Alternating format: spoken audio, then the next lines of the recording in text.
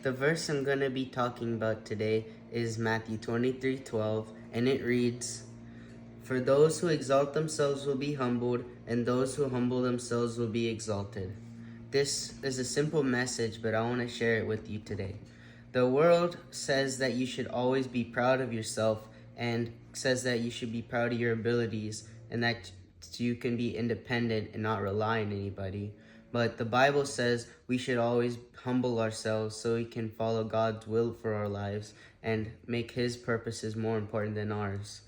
Jesus talks about this more in Luke 14:8 through 12, 8 through 11, when it says, "When someone invites you to a wedding feast, do not take the place of honor, for a person more distinguished than you may have been invited. If so, the host who invited both of you will come and say to you, 'Give this person your seat.'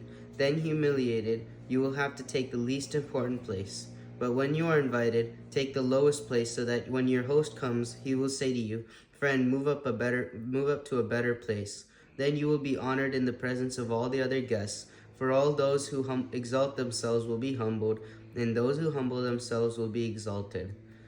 This also tells us another reason we should be humble. A person of greater status and talent may come, and he may humble us, or he or she may humble us, and we'd be humiliated in front of everybody. So we should always be reliant on God and humble ourselves for His purposes and His will instead of our own.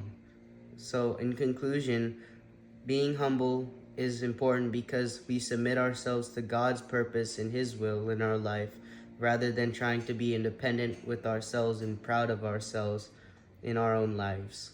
The verse is Matthew 23:12, and it says, "For those who exalt themselves will be humbled, and those who humble themselves will be exalted."